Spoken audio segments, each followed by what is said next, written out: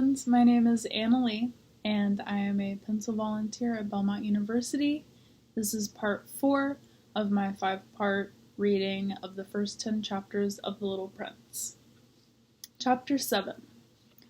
On the 5th day, again, as always, it was thanks to the sheep. The secret of the little prince's life was revealed to me, abruptly, without anything to lead up to it. And, as if the question had been born of long and silent meditation on his problem, he demanded, "A sheep, if it eats little bushes, does it eat flowers too?" "A sheep," I answered, "eats anything it finds in its reach." "Even flowers that have thorns?" "Yes, even flowers that have thorns." "Then the thorns, what use are they?" I did not know. At that moment, I was very busy trying to unscrew a bolt that had got stuck in my engine. I was very much worried, for it was becoming clear to me that the breakdown of my plane was extremely serious, and I had so little drinking water left that I had to fear the worst. The thorns? What use are they?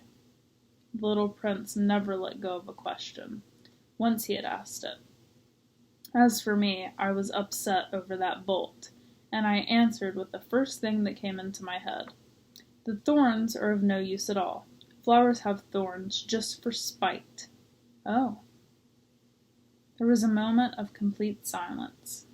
Then the little prince flashed back at me, with a kind of resentfulness. "I don't believe you. Flowers are weak creatures. They are naive. They reassure themselves as best they can.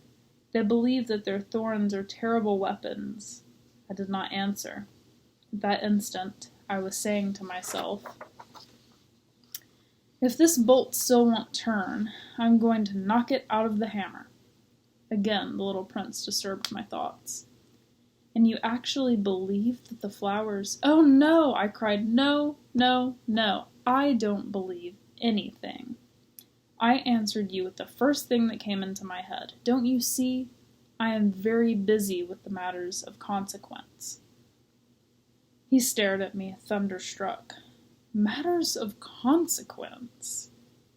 He looked at me there, with my hammer in my hand, my finger black with engine grease, bending down over an object which seemed to him extremely ugly. "You talk just like the grown-ups." That made me a little ashamed, but he went on, relentlessly. "You mix everything up together. You confuse everything." He was really very angry. He tossed his golden curls in the breeze. "I know a planet where there is a certain red-faced gentleman. He has never smelled a flower. He has never looked at a star.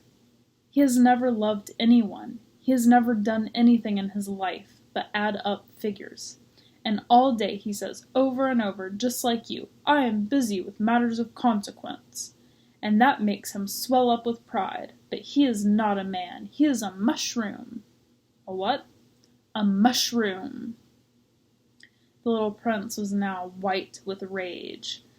"The flowers have been growing thorns for millions of years. For millions of years the sheep have been eating them just the same.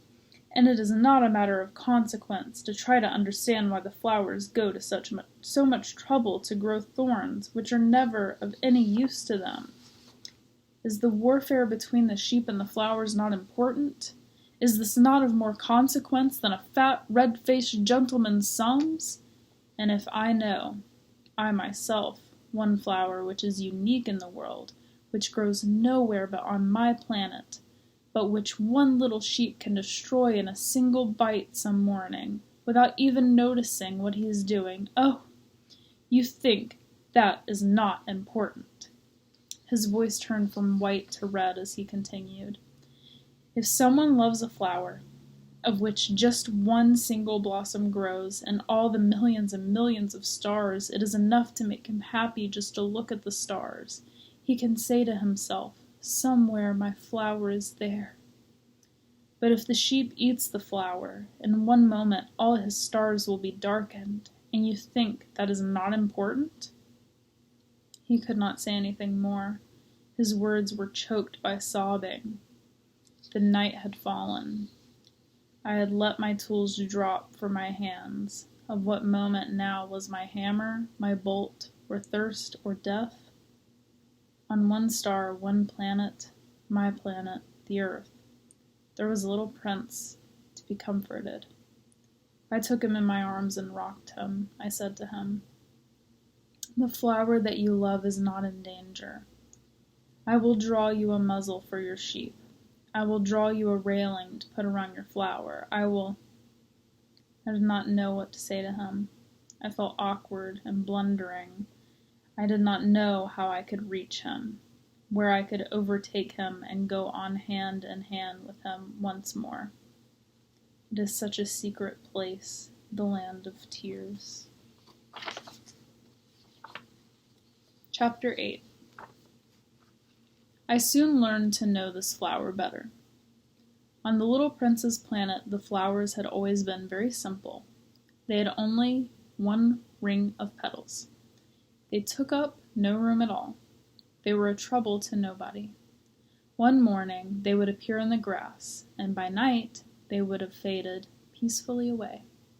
But one day, from a seed blown from no one knew where, a new flower had come up, and the little prince had watched very closely over the small sprout, which was not like any other small sprouts on his planet. It might, you see, have been a new kind of baobab. But the shrub soon stopped growing and began to get ready to produce a flower.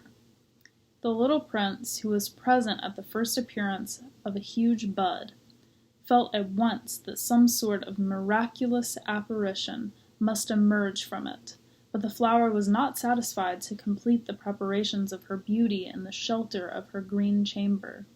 She chose her colors with the greatest care. She dressed herself slowly. She adjusted her petals one by one. She did not wish to go out into the world all rumpled, like the field poppies. It was only in the full radiance of her beauty that she wished to appear. Oh yes, she was a beautiful creature, and her mysterious adornment lasted for days and days. Then one morning, exactly at sunrise, she suddenly showed herself. And after working with all this painstaking precision, she yawned and said, "Ah, I am scarcely awake. I beg that you will excuse me. My petals are still all disarranged." But the little prince could not restrain his admiration. "Oh, how beautiful you are!" Seriously, words which were without importance made him very unhappy. "I ought to have listened to her," he confided to me one day. "One never ought to listen to flowers. One should simply look at them and breathe their fragrance. Mine perfumed all my planet, but I did not know how to take pleasure in all her grace. This tale of claws, which disturbed my so much, should only have filled my heart with tenderness and pity." And he continued his confidences. "The fact is that I did not know how to understand anything. I ought to have judged by deeds and not by words. She cast her fragrance and her radiance over me. I ought never to have run away from her.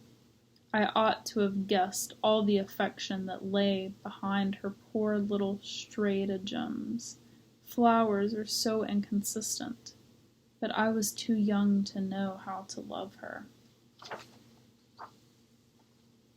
Bye guys, join me next time for part 5, chapters 9 and 10.